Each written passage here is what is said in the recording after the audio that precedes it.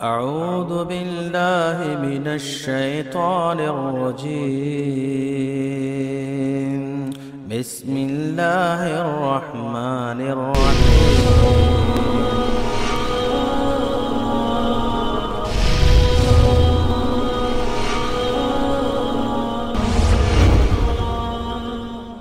حاضرین مجلس، آج کے اس درس میں سب سے پہلے میں آپ کے سامنے جس بات کی وضاحت کرنا چاہتا ہوں وہ یہ ہے کہ شریعت اسلامیہ میں علاج اور معالجے کا کیا حکم ہے۔ اس کی بنیادی وجہ یہ ہے کہ آج ہمارے سماج میں جو نت نئے فتنے رونما ہو رہے ہیں، ان میں بعض بھائیوں نے ذہن یہ بنا لیا ہے کہ ہمیں علاج کروانا ہی نہیں ہے، بس ہم دعائیں پڑھ لیں، ہم اذکار پڑھ لیں، فلاں وظیفہ کہیں سے حاصل کر لیں، ہمارے لیے کافی ہے۔ اور علاج معالجے سے دور رہنے کے لیے جو وہ عقلی دلیل دیتے ہیں وہ یہ ہوتی ہے کہ علاج اور معالجہ در حقیقت اللہ پر توکل کے خلاف ہے۔ آئیے سب سے پہلے دیکھیں کہ شریعت اسلامیہ میں علاج اور معالجے کا، یعنی علاج کروانے کا، کسی بیماری میں انسان مبتلا ہو گیا، کسی مرد نے اسے آ پکڑا، تو صورت میں وہ علاج کروا سکتا ہے یا نہیں کروا سکتا؟ اگر دیکھا جائے تو جمہور علماء اور فقہا کا یہ کہنا ہے کہ علاج اور معالجہ یہ جائز ہے، مباح ہے۔ حتیٰ کہ امام صنعانی رحمہ اللہ اور امام مرغنانی رحمہ اللہ اور امام ابن عبد البر رحمہ اللہ، ان لوگوں نے علماء امت کا اس بات پر اجماع نقل کیا ہے کہ علاج اور معالجہ کرانا جائز ہے، مباح ہے، درست ہے۔ یعنی انسان کسی بیماری میں پڑ جائے یا اسے کوئی بیماری لگ جائے تو علاج اور معالجے کی جو حلال اور جائز صورتیں ہیں ان کو اختیار کیا جا سکتا ہے، ان کے ذریعہ اپنے آپ کا علاج کروایا جا سکتا ہے۔ دلائل کیا ہے اس کے؟ میں آپ کے سامنے 3 دلیلیں دے کر بات کو آگے بڑھاؤں گا۔ سب سے پہلی دلیل صحیح بخاری حدیث نمبر 5678 5678۔ ابو ہریرہ رضی اللہ تعالیٰ عنہ حدیث کی راوی ہے، کہا کہ اللہ کے نبی صلی اللہ علیہ وسلم نے فرمایا ما انزل اللہ داء الا انزل له شفاء، کہ اللہ نے آسمان سے جتنی بھی بیماریوں کو نازل کیا ان تمام بیماریوں کے لیے اللہ نے شفا بھی نازل کی ہے۔ کسی بھی بیماری کو اللہ تعالیٰ نے بغیر شفا کے، بغیر علاج کے نہیں چھوڑا ہے۔ ہاں وہ الگ مسئلہ ہے کہ بعض لوگ تجربے سے اور شرعی علم کی روشنی میں ان بیماری کے علاجوں کو جان لیتے ہیں، اور بعض لوگ کیا ہے اس سے ناواقف ہوتے ہیں۔ اب آپ دیکھیے مثال کے طور پر کرونا وائرس، جب یہ بیماری آئی تو اس کے بارے میں کیا ہوا اٹھایا گیا کہ اس کا کوئی علاج ہی نہیں ہے، یہ لا علاج مرض ہے۔ لیکن آج کے ڈیٹ میں دنیا کی بڑی بڑی یونیورسٹیز اور ان کے ریسرچ سینٹر اس بات کا دعویٰ کر رہے ہیں کہ ان کے پاس اس بیماری کا علاج ہے۔ کچھ سالوں پہلے جو ہے ٹی وی کی جو بیماری ہوتی ہے وہ لا علاج بیماری تھی، لیکن بعد میں تحقیق کے ذریعہ اس بیماری کی بھی علاج تلاش کر لی گئی۔ تو کہنے کا مقصد یہ ہے کہ اللہ رب العالمین نے جتنی بھی بیماریاں نازل کی ہیں ان تمام بیماریوں کے لیے اللہ تعالیٰ نے شفا بھی رکھی ہے۔ آئیے دوسری دلیل دیکھتے ہیں۔ جابر بن عبداللہ البجلی رضی اللہ تعالیٰ عنہ حدیث کے راوی ہے، کہتے ہیں کہ اللہ کے رسول صلی اللہ علیہ وسلم نے فرمایا لِكُلِّ دَاءٍ دَوَاءٌ فَإِذَا أُصِيبَ دَوَاءُ الدَّاءِ بَرِئَ بِإِذْنِ اللَّهِ عَزَّ وَجَلَّ۔ صحیح مسلم کی روایت ہے، صحیح مسلم میں حدیث نمبر 2204 2204، بڑی بہترین حدیث ہے اور میں سمجھتا ہوں دل کو بڑا سکون پہنچانے والی روایت ہے۔ اللہ کے نبی صلی اللہ علیہ وسلم نے کہا کہ ہر مرض کے لیے اللہ نے دوا مقرر کی ہے، ہر مرض کے لیے۔ وہ آپ دیکھتے ہیں نا حدیث پڑھتے ہیں عموماً ہم درس میں سنتے ہیں کہ جب چائے کے کپ میں مکھی گر جائے تو اس کے دونوں پروں کو ڈبا کر تب نکال کے پھینکنا. کیوں؟ ایک میں بیماری تو اللہ نے دوسرے میں شفا رکھی ہے. جابر بن عبداللہ رضی اللہ تعالیٰ عنہ کہتے ہیں کہ نبی اکرم صلی اللہ علیہ وسلم نے فرمایا کہ اللہ نے جتنی بھی بیماریاں نازل کی ہے ہر بیماری کے لیے اللہ نے دوا رکھی ہے. اذا اصیب داء الداء دواء الداء، جب مرد تک دوا پہنچ جاتی ہے تو اللہ کے حکم سے آدمی شفا یاب ہو جاتا ہے. اللہ کے حکم سے آدمی کیا ہے؟ شفا یاب ہو جاتا ہے. تو اس حدیث میں دو بنیادی باتیں ہیں. پہلی چیز کیا ہے کہ ہر مرض کی دوا ہے، اور دوا کب پہنچے گی؟ جب ہم علاج کرائیں گے تب دوا پہنچے گی. یہ بڑا بالغ نقطہ ہے اس میں کہ اصیبہ دوا الدائی، جب مرض کو دوا پہنچ جاتی ہے. پہنچایا کیسے جاتا ہے؟ کسی چیز کو وہاں لے جا کر کے رکھ دیا جائے یا اس تک پہنچا دیا جائے. تو جب مرض میں دوا ملا دی جائے، یعنی مریض تک دوا پہنچا دی جائے، تو وہ شفا یاب ہو جاتا ہے. کیسے؟ اللہ رب العالمین کے حکم سے. تو یہ یاد رکھیں، بیماری بھی اللہ کی طرف سے اور شفا بھی اللہ کی طرف سے. اس نقطے کو یاد رکھیں. آئیے تیسری دلیل دیکھتے ہیں. بڑی جامع حدیث ہے اور اس حدیث کے اندر تو معنی بڑا واضح ہے. اسامہ بن شریک رضی اللہ تعالی عنہ حدیث کے راوی ہیں، کہتے ہیں قالت الاعراب یا رسول اللہ الا نتداوى قال نعم یا عباد اللہ تداووا. دیہات سے لوگ نبی صلی اللہ علیہ وسلم کے پاس آتے تھے. ایک بڑا بالغ نقطہ ہے، میں آپ کو بتلاتا ہوں. حدیث آئی ہے تو ذہن میں میرے بات آئی. جب کوئی شخص دیہات سے نبی صلی اللہ علیہ وسلم کے پاس آتا تھا یا کوئی صحابی دیہات سے، تو سارے صحابہ اکٹھا ہو کر اس کی بات کی طرف دھیان دیتے تھے. بالکل. کیوں؟ دیہات کے لوگ بڑے سیدھے سادے ہوتے ہیں. وہ اللہ کے نبی سے سیدھا یہی پوچھتے تھے، اللہ کے رسول میں کون سا عمل کروں اور جنت میں چلا جاؤں؟ صحابہ بڑا دھیان سے سنتے تھے. محدثین نے اس نقطے کو بیان کیا ہے دیہات سے آنے والے صحابہ کے احادیث کے تحت، کہ جب دیہاتی صحابہ آتے تو مدینے کے اندر موجود سارے صحابہ جو ہے خاموش ان کی بات سننے لگتے کہ یہ شخص ضرور کم عمل کے ذریعہ بڑی نیکی کا اللہ کے نبی سے سوال کرنے والا ہے. تو دیہات سے آنے والے صحابہ نے پوچھا، ایک صحابی نے پوچھا کہ یا دیہاتیوں نے پوچھا، اللہ کے رسول صلی اللہ علیہ وسلم ہم بیمار ہوتے ہیں، جب ہم بیمار ہو جائیں تو کیا ہم علاج نہ کروائیں؟ تو اللہ کے نبی صلی اللہ علیہ وسلم نے کہا یا عباد اللہ تداووا، اے اللہ کے بندو تم علاج کراؤ. فإن اللہ لم يدع داء الا وضع له شفاء، کہ اللہ نے جتنی بھی بیماریاں رکھی ہیں ان ساری بیماریوں کے لیے اللہ تعالیٰ نے شفا رکھی ہے. یا دوسری روایت کے الفاظ ہیں کہ اللہ نے ساری بیماریوں کا علاج رکھا ہے سوائے ایک بیماری کے.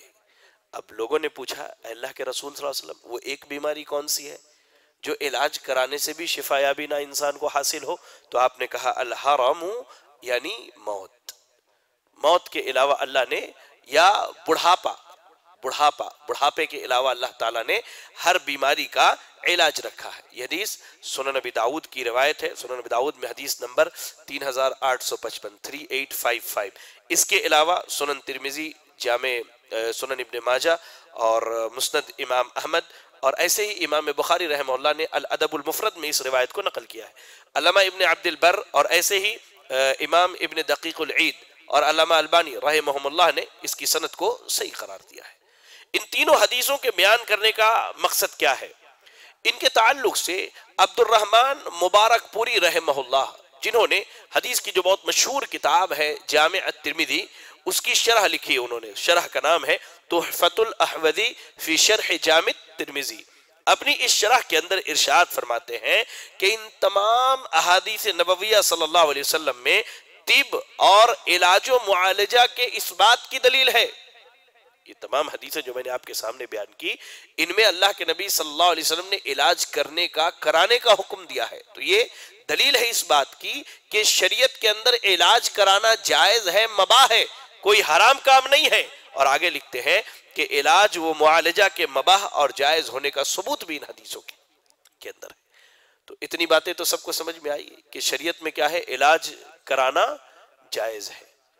سمجھ میں آئی سب کو؟ جی، کسی کو نہ سمجھ میں آئی ہو تو بتائیں مجھے. سمجھ میں آئی سب کو؟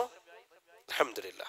اب آتے ہیں ایک اہم مسئلے پر کیا واقعی علاج کرنا یا کرانا اللہ پر توکل کے خلاف ہے؟ یہ مسئلہ ہے. اس پر بہت زیادہ باتیں ہمارے معاشرے میں ہوتی ہے، ہماری مجلسوں میں ہوتی ہے. نہیں بھائی جانے دو، میں اللہ پر بھروسہ کر لیا، مجھے علاج کرانے کی ضرورت نہیں ہے. کیا واقعی علاج کرانا اللہ پر توکل کے خلاف ہے؟ تو اس تعلق سے امام ابن قیم رحمہ اللہ نے زاد المعاد کے اندر بڑی بہترین بات کہی ہے. آپ کہتے ہیں کہ صحیح احادیث سے اس بات کا ثبوت ملتا ہے کہ شریعت نے ہمیں علاج کرنے اور کرانے کا حکم دیا ہے، اور علاج کرنا اور کرانا یہ اللہ پر توکل اور بھروسے کے خلاف نہیں ہے، بلکہ یہ عین اللہ پر توکل اور بھروسہ ہے. کیوں؟ کیونکہ علاج کرانے کا حکم خود اللہ اور اس کے رسول نے دیا ہے. بڑی بہترین بات انہوں نے کی ہے کہ علاج کرانے کا حکم جو ہے خود اللہ اور اس کے رسول صلی اللہ علیہ وسلم نے دیا ہے. اس لیے یہ کیا ہے؟ علاج اللہ پر توکل کے منافی نہیں ہے. اب آگے انہوں نے مثال دی ہے. آپ کہتے ہیں کہ کسی کو اگر بھوک لگ جائے اور وہ کھانا کھا لے تو کیا یہ اللہ پر توکل کے خلاف ہے؟ پیاس لگ جائے پانی پی لے تو کیا یہ اللہ پر توکل کے خلاف ہے؟ سردی لگ رہی ہے موٹے کپڑے اگر پہن لے تو کیا یہ اللہ پر توکل کے خلاف ہے؟ گرمی لگ رہی ہے اے سی چلا لے، کولر چلا لے، فین چلا لے، کیا یہ اللہ پر توکل کے خلاف ہے؟ کہتے ہیں نہیں، یہ اللہ پر توکل اور بھروسے کے خلاف نہیں. کھلانے والا اللہ تعالیٰ ہے، پلانے والا اللہ تعالیٰ ہے، ٹھنڈک پہنچانے والا اللہ تعالیٰ ہے، اور گرمی بھی پہنچانے والا اللہ تعالیٰ. لیکن اللہ نے کچھ اسباب مقرر کیے ہیں، جن اسباب کو اختیار کیا جائے تو یہ ساری چیزیں ہمیں ملیں گی. ایسے ہی بیماری بھی اللہ نے نازل کی اور شفا بھی اللہ نے نازل کی ہے، لیکن اللہ نے کچھ اسباب نازل کیے ہیں کہ ان اسباب کو اگر اختیار کیا جائے تب انسان کو شفا یابی نصیب ہوگی. جی تو علاج کرانا کیا ہے؟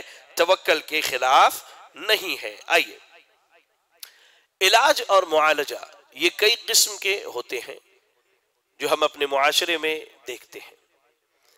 انہی علاج اور معالجے میں ایک بہترین علاج اور سنت حجامہ ہے. حجامہ کسے کہتے ہیں؟ حجامہ سے مراد ہے پچنے لگوانا. ابھی میں اس کی تفصیل آپ کو بتاتا ہوں. یعنی جسم کے کسی متاثر حصہ سے سینگی کے ذریعہ کیا ہے؟ فاسد اور خراب خون نکلوانا. اس تعلق سے بعض علماء نے حجامے کی تعریف کی ہے کہ حجامہ کیا ہے؟ صرف سر سے جو ہے، سر میں جو فاسد خون ہے انہیں سینگی کے ذریعہ نکلوانا. بعض علماء نے اس کی یہ تعریف کی ہے، لیکن یہ تعریف کیا ہے؟ درست نہیں ہے. بلکہ امام خطابی رحمہ اللہ اور امام زرقانی رحمہ اللہ فرماتے ہیں کہ حجامہ کے ذریعہ خون نکلوانا صرف انسان کے سر کے ساتھ خاص نہیں ہے، بلکہ جسم کے سارے حصے میں جہاں چاہے وہ حجامہ کروا سکتا ہے. پہلے دور میں نبی صلی اللہ علیہ وسلم کے دور میں کیا ہوتا تھا کہ جسم کے خاص حصے میں جہاں تکلیف ہوتی تھی وہاں کسی بڑی سی سوئی کے ذریعہ سے یا پائپ کے ذریعہ سے کھینچ کر کے خون نکالا جاتا تھا. اس سے پہلے حجامہ کا طریقہ کیا تھا اور آج کے دور میں حجامہ کا طریقہ کیا ہے، یہ جاننے کے لیے ہمیں حجامہ کی تاریخ جاننی بہت ضروری ہے.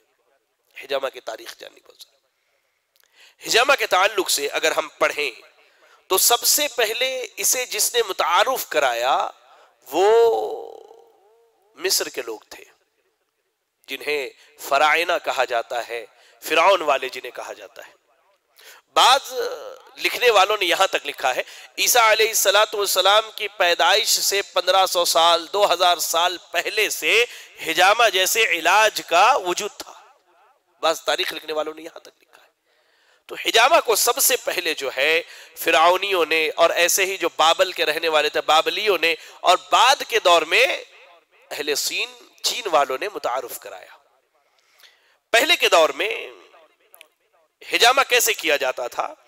تو وہ الگ الگ معدنیات سے بنے ہوئے پیالے اور کٹورے ہوتے تھے جنہیں مریض کے جسم پر رکھا جاتا اور اس میں ہوا بھر کر کے اس کے جسم کے حصے سے جہاں سے خون نکالنا ہے وہاں داغ لگایا جاتا تھا. بعد میں اس میں تھوڑی تبدیلی آئی تو لوگوں نے کیا کیا کہ بیل کے جو سینگ ہوتے ہیں، گائے یا بیل کے جو سینگ ہوتے ہیں، اس کے ذریعے حجامہ کرنا شروع کیا۔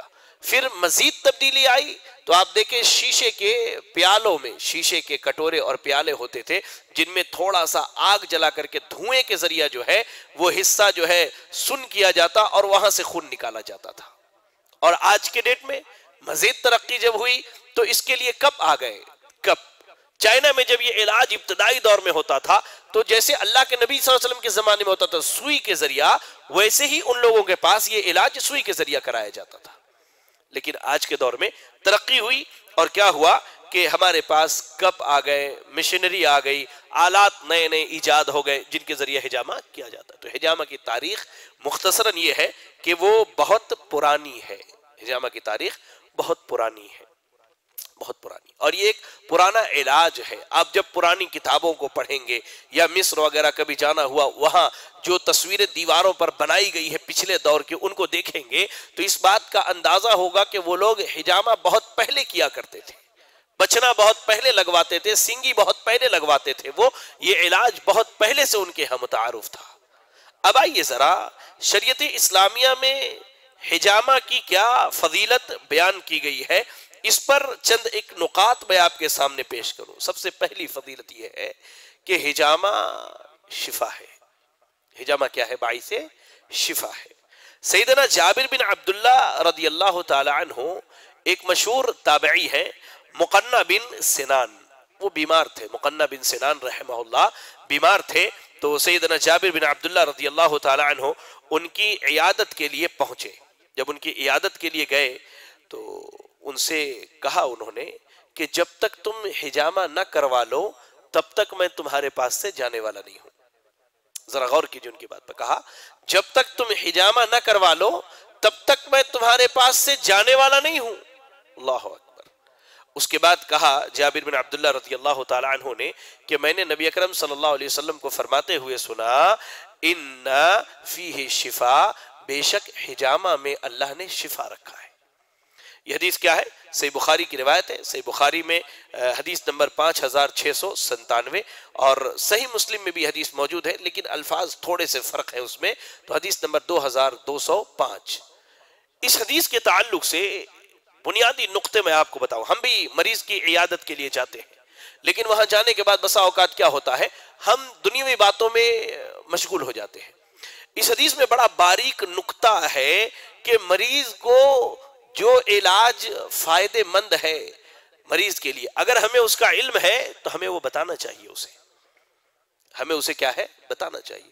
جیسے جابر بن عبداللہ رضی اللہ تعالی عنہ نے ان کے مرض کو دیکھا تو کہا کہ تم حجامہ کرواؤ، اس میں شفا ہے، یعنی تم نے اگر حجامہ کرایا، اللہ نے تمہارے مقدر میں شفا لکھی ہے تو تم شفا یاب ہو جاؤ گے۔ اور خاص کر کے جو علاج طب نبوی میں شامل ہے ان کے بارے میں تو خاص کر کے لوگوں کو بتانا چاہیے، جو علاج اللہ نے اور اس کے رسول نے ہمیں بتلایا ہے، کیونکہ جابر بن عبداللہ رضی اللہ تعالیٰ عنہ نے حجامہ کے بارے میں بتایا اور کہا کہ اس میں شفا ہے۔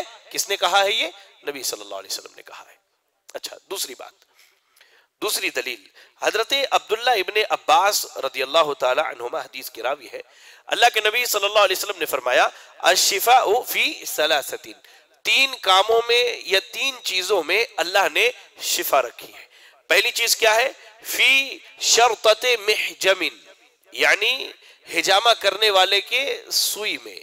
اب ہم اس کا اگر ترجمہ کریں اپنے الفاظ میں تو حجامہ کرنے والے کے کپ میں یا حجامہ کرنے والے کے بلیڈ میں، جس بلیڈ سے وہ ہمارے جسم پر داغ لگاتے جہاں سے خون نکالا جاتا ہے۔ ایسے ہی وشربت عسل، شہد پینے میں اللہ نے شفا رکھی ہے۔ او کیت بنار، یا داغنے میں اللہ نے شفا رکھی ہے۔ اور آگے اللہ کے نبی صلی اللہ علیہ وسلم نے کہا وَأَنَا أَنْهَا أُمَّتِي عَنِ الْكَيِّ، اور میں اپنی امت کو داغ کے علاج کرنے سے منع کرتا ہوں۔ یہ حدیث صحیح بخاری کی حدیث نمبر، صحیح بخاری میں حدیث نمبر 5681۔ اس حدیث میں اگر غور کریں تو اللہ کے نبی صلی اللہ علیہ وسلم نے کہا کہ تین چیزوں میں اللہ نے شفا رکھی ہے۔ کیا ہے؟ پہلی چیز حجامہ میں، دوسری چیز کیا ہے؟ شہد کے پینے میں، شہد کا استعمال یہ باعث شفا ہے۔ اور اللہ نے اس چیز کی وضاحت قرآن مجید کے اندر بھی کی ہے، اور اللہ کے نبی صلی اللہ علیہ وسلم نے کہا کہ داغ کر علاج کرنے میں اللہ نے شفا رکھی ہے، لیکن میں اپنی امت کو داغ کے علاج کرنے سے منع کرتا ہوں۔ داغ کے علاج کیسے ہوتا تھا؟ کوئی شخص ہے، اسے بہت پرانا زخم ہے، وہ زخم ٹھیک نہیں ہوتا تھا، تو لوگ کیا کرتے تھے، لوہے کی کوئی سیخ یا لوہے کی کوئی چیز بہت زیادہ آگ پر تپاتے، گرم ہونے کے بعد اسے داغ دیتے تھے، جس سے اس کا اثر ختم ہو جاتا، اس کا زہر جو ہے، زخم کا وائرس یا اس کے زہر ختم ہوتے اور وہ ٹھیک ہو جاتا تھا۔ لیکن اللہ کے نبی صلی اللہ علیہ وسلم نے اپنی امت کو اس چیز سے منع فرمایا ہے، اپنی امت کو اس چیز سے کیا ہے، منع فرمایا ہے۔ ایسے ہی ایک اور روایت سنتے ہیں، یہ حدیث بھی جابر بن عبداللہ رضی اللہ تعالی عنہ کی ہے، بڑی معروف و مشہور حدیث ہے۔ کہتے ہیں کہ اللہ کے نبی صلی اللہ علیہ وسلم نے فرمایا، ان کان فی شیء من ادویتکم او یکون فی شیء من ادویتکم خیر ففی شرطۃ محجمین، کہ اگر تمہارے دواؤں میں سب سے بہتر اگر کوئی دوا ہے، یا تمہارے علاجوں میں سب سے بہتر اگر کوئی علاج ہے، تو وہ کیا ہے، حجامہ کرنا ہے، حجامہ کرنا۔ یعنی ہم علاج کے جو طریقے اختیار کرتے ہیں، علاج کے جو طریقے، تو ان علاج کے طریقوں میں سب سے بہتر اگر کوئی طریقہ ہے تو وہ حجامہ کرنا ہے، یا شہد کا پینا ہے، یا آگ سے داغ کر کے علاج کرنا ہے۔ پھر آگے اللہ کے نبی کہتے ہیں کہ اللہ کے نبی صلی اللہ علیہ وسلم نے کہا، وَمَا أُحِبُّ أَنْ أَكْتَوِيَا، لیکن میں داغ کے علاج کرنے کو پسند نہیں کرتا۔ چلیے، یہ حدیث بھی صحیح بخاری کی حدیث نمبر 5683۔ دو باتیں اس حدیث کے تعلق سے۔ پہلی چیز کیا ہے، اللہ کے نبی صلی اللہ علیہ وسلم نے ان تینوں احادیث میں جو میں نے آپ کے سامنے بیان کی کہ حجامہ شفا ہے، اس میں اللہ کے نبی صلی اللہ علیہ وسلم نے اس بات کی وضاحت کر دی کہ شفا یابی جن ذرائع سے طلب کی جاتی ہے، ان ذرائع میں سب سے بہتر ذریعہ کیا ہے، حجامہ ہے، اور داغ کر کے علاج کرنے کی ممانعت ہے۔ اللہ اکبر۔ کیوں؟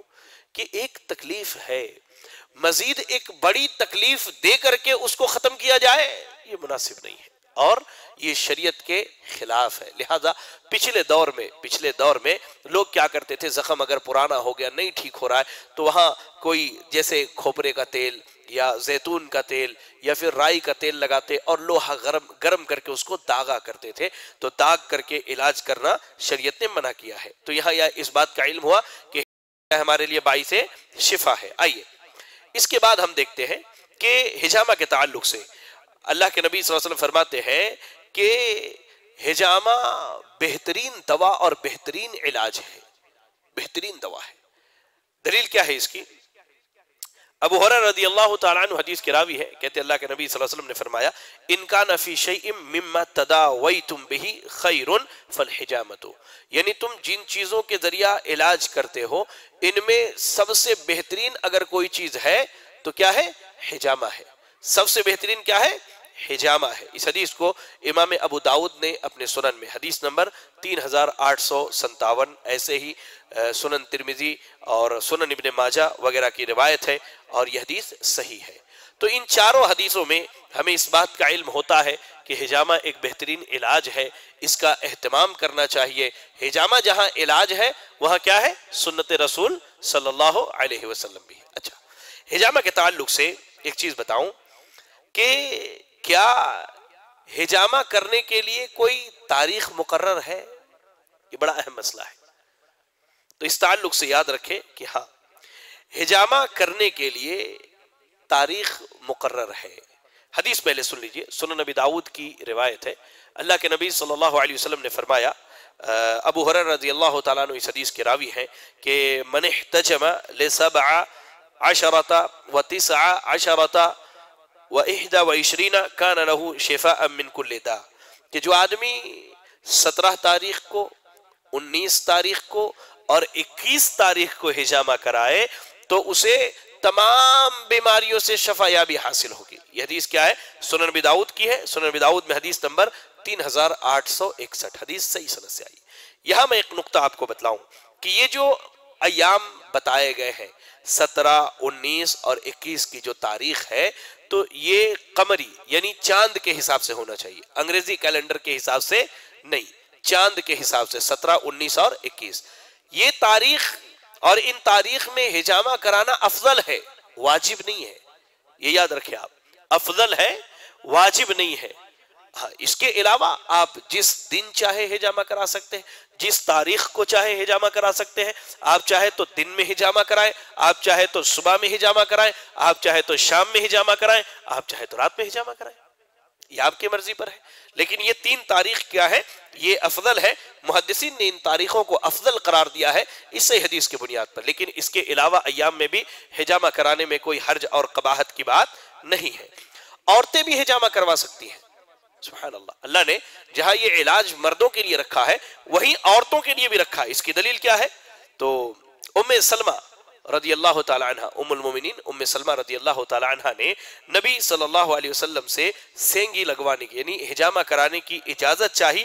تو نبی صلی اللہ علیہ وسلم نے ابو طیبہ نامی شخص کو حکم دیا کہ وہ آپ کو سینگی لگاتے، حجامہ کرتے. یہ حدیث کیا ہے؟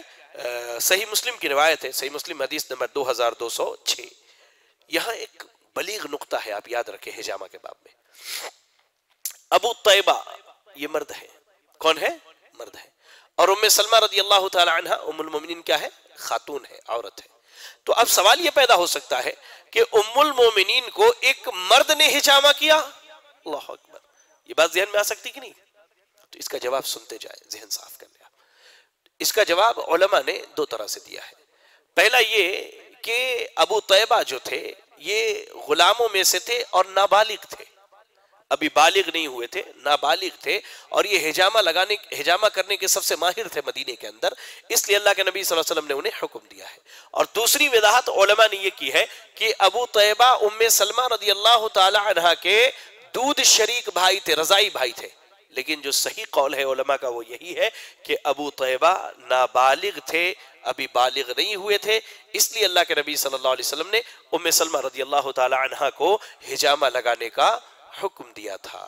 یہاں ایک نقطہ یاد رکھیں کہ حجامہ لگاتے وقت اس بات کا خیال کرنا ہے کہ مرد مردوں کو حجامہ کرے اور خواتین جو حجامہ کی ماہرہ ہے وہ خواتین کا حجامہ کیا کریں.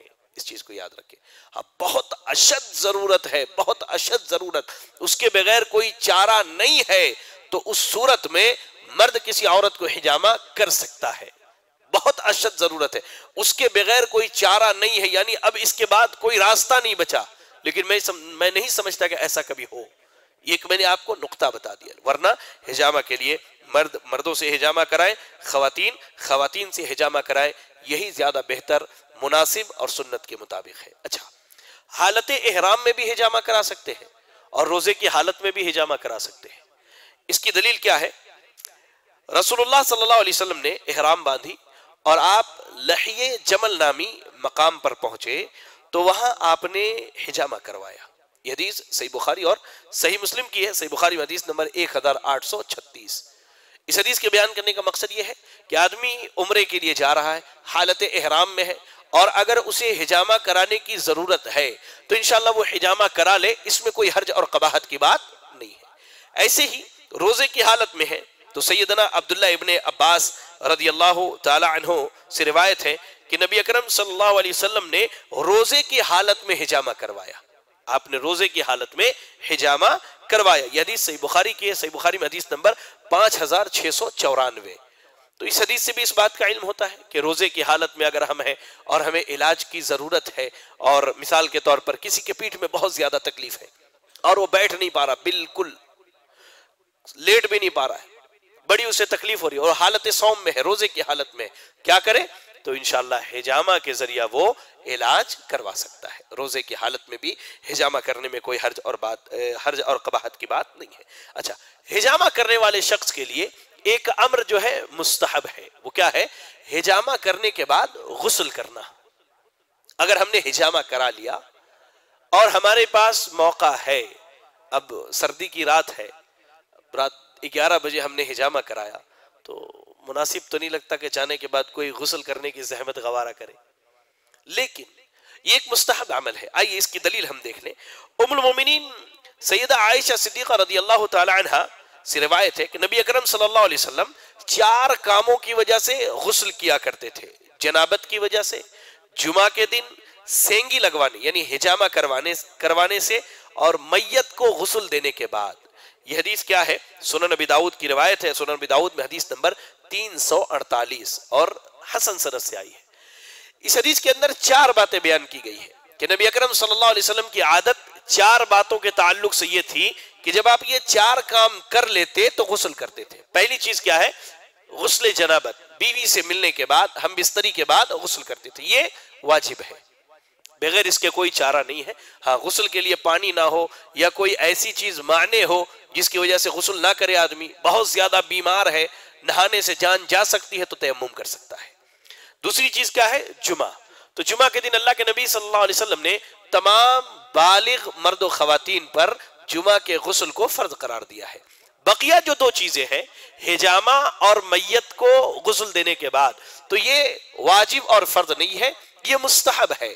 اگر آدمی کر لے تو استحباب ہے، اچھا ہے، اور اگر نہیں کرتا ہے تو اس میں کوئی حرج کی بات نہیں ہے۔ تو حجامہ کرانے کے بعد اگر غسل کر لے تو الحمدللہ بہتر ہے، اور اگر نہیں بھی کرتے تو کوئی حرج نہیں۔ ایسے ہی میت کو غسل دینے کے بعد اگر ہم نے غسل کر لیا تو یہ ہمارے حق میں بہتر ہے، اور اگر ہم غسل نہیں کرتے ہیں تو بھی ہمارے لیے کوئی حرج اور قباحت کی بات نہیں ہے۔ چلیں، حجامہ کرنے والے کو ہم اجرت دے سکتے ہیں یا نہیں، یا اس کی مزدوری دے سکتے ہیں یا نہیں؟ کیونکہ اس تعلق سے بعض روایتیں ملتی ہیں حدیث کی جس میں یہ کہا گیا ہے کہ حجامہ کر کے جو پیسہ کماتا ہے یا جو چیزیں وہ کماتا ہے وہ انتہائی خبیث ہے۔ تو اسی کو دلیل بنا کر بعض بھائی ہمارے اعتراض کرتے ہیں کہ حجامہ کرنے کے بعد جو ہے اللہ رحم فرمائے اجرت نہیں لینا چاہیے۔ تو آئیے اس شبہ کو بھی ہم زائل کر لیتے ہیں۔ سب سے پہلی چیز، ابو طیبہ جنہوں نے ام المومنین ام سلمہ رضی اللہ تعالی عنہ کو حجامہ کیا تھا، انہوں نے ہی جب نبی صلی اللہ علیہ وسلم کا حجامہ کیا تو اللہ کے نبی صلی اللہ علیہ وسلم نے کہا کہ انہیں مزدوری میں 1 سا، ایک وزن ہے عرب کا، مثال کے طور پر سمجھنے کے لیے 1 کلو کھجور دے دو، 1 کلو کھجور دے دو۔ تو انہیں حجامہ کی مزدوری کے طور پر اللہ کے نبی صلی اللہ علیہ وسلم نے 1 سا کھجور دینے کا حکم دیا، اور وہ غلام تھے، اور وہ کیا؟ غلام تھے۔ تو اللہ کے نبی صلی اللہ علیہ وسلم نے ان کے مالکوں سے اس بات کی گزارش کی کہ ابو طیبہ کے اوپر جو خراج ہے، یعنی جو تمہیں مال دیتے ہیں آزاد ہونے کے لیے، اس کو تھوڑا کم کر دو۔ یعنی تم نے اگر 1 لاکھ روپے رکھے ہیں کہ 1 لاکھ روپے جمع کر دے تو ہماری غلامی سے آزاد ہو جائیں گے، تو تم اس میں تھوڑا ہلکا کرو اور کم کر دو۔ اللہ اکبر! دیکھیے نبی صلی اللہ علیہ وسلم کی رحمت کا کتنا بڑا پہلو ہے، کتنا بڑا پہلو ہے کہ ایک مزدور آدمی ہے، غلام ہے ابو طیبہ، آپ نے مزدوری بھی دی اور آپ نے سفارش بھی کی۔ قرآن مجید کے اندر اس کی وضاحت ہے کہ جو آدمی خیر کے کام میں سفارش کرتا ہے، جہاں وہ سفارش کر سکتا ہے، تو انشاءاللہ اس کے لیے 1 اجر اللہ نے مقرر کر کے رکھا ہے۔ تو نبی اکرم صلی اللہ علیہ وسلم نے اس کا عملی نمونہ پیش کرتے ہوئے آپ نے کیا کیا؟ ان کے حق میں سفارش کی کہ بھائی یہ مال بہت زیادہ ہے، تھوڑا کم کر دیجئے، تاکہ اس سے ابو طیبہ کو آسانی ہو اپنا قرض چکانے میں۔ سیدنا عبداللہ ابن عباس رضی اللہ تعالی عنہما سے ایک روایت ہے کہ انہوں نے کہا کہ رسول اللہ صلی اللہ علیہ وسلم نے حجامہ کروایا اور حجام کو اس کی اجرت دی۔ آپ نے حجامہ کروایا اور حجام کو اس کی اجرت دی۔ کہتے ہیں کہ اگر یہ مزدوری دینا یا لینا حرام ہوتا تو نبی صلی اللہ علیہ وسلم کبھی بھی نہیں دیتے، نبی صلی اللہ علیہ وسلم کبھی بھی نہیں دیتے۔ لہذا اگر ہم کسی سے حجامہ کراتے ہیں اور اس نے اس کی اجرت مقرر کر کے رکھی ہے تو ہم اجرت دے سکتے ہیں اس کو، اور ہم خود کرنے والے ہیں کسی کا اور ہم اجرت لیتے ہیں تو اس میں کوئی حرج اور قباحت کی بات نہیں۔ اور جہاں تک ان حدیثوں کا تعلق ہے جن میں یہ کہا گیا کہ حجامہ کی کمائی جو ہے وہ خبیث کمائی ہے، تو ان صحیح احادیث کی موجودگی میں ان حدیثوں پر 2 باتیں کہی جا سکتی ہیں۔ ایک تو انہیں کراہیت پر محمول کیا جائے گا، یعنی بالکل حرام نہیں ہے اجرت لینا، ہاں مکروہ ہے لیکن آدمی لے لے تو کوئی حرج کی بات نہیں، لیکن یا یہ محمول کیا جا سکتا ہے کہ وہ حدیثیں کیا ہے؟ منسوخ ہے ان حدیثوں کی وجہ سے۔ 2 باتیں ہیں اس میں یاد رکھیں۔ لہذا کوئی اگر حجامہ کرے، اجرت لینا چاہے تو انشاءاللہ لے سکتا ہے۔ چلیں آج کے درس میں انشاءاللہ ہم اتنی باتیں رکھتے ہیں۔ آئندہ کے درس میں آپ کے سامنے حجامہ کے فوائد، شرعی اعتبار سے تو ہم نے بتائے، طبی اعتبار سے کیا ہے وہ آپ کے سامنے رکھی جائیں گی. اور حجامہ کے باب میں ہمارے معاشرے میں بہت ساری ضعیف اور موضوع روایتیں بھی مشہور ہیں، بہت سارے رسم و رواج بھی مشہور ہیں. انشاءاللہ ان کے تعلق سے بھی کچھ باتیں آپ کے سامنے رکھی جائیں گی. اللہ تعالیٰ آپ سب کو جزائے خیر دے کہ آپ نے اپنا قیمتی وقت دیا آج کے درس میں شرکت کے لیے، اور اللہ تعالیٰ ہم سب کا یہاں حاضر ہونا، شریک ہونا قبول فرما لے. الہ العالمین تو ہم سب کو ایسے ہی دین سیکھ کر اس پر عمل کرنے کی توفیق عطا فرما. الہ العالمین تو ہم سب کو نبی اکرم صلی اللہ علیہ وسلم کے جو علاج کے طریقے ہیں ان طریقوں کو اختیار کر کے علاج اور معالجے کی توفیق عطا فرما. الہ العالمین ہم میں جو پریشان حال ہے اللہ تو ان کی پریشانیوں کو دور فرما دے. اللہ ہم میں جو بیمار ہے تو انہیں شفا کامل عاجلہ عطا فرما دے. اللہ ہم میں جو مقروض ہے تو انہیں قرض کی ادائیگی کی توفیق عطا فرما دے. آمین. وآخر دعوانا ان الحمد للہ رب العالمین. جزاکم اللہ خیرا. السلام علیکم ورحمۃ اللہ وبرکاتہ.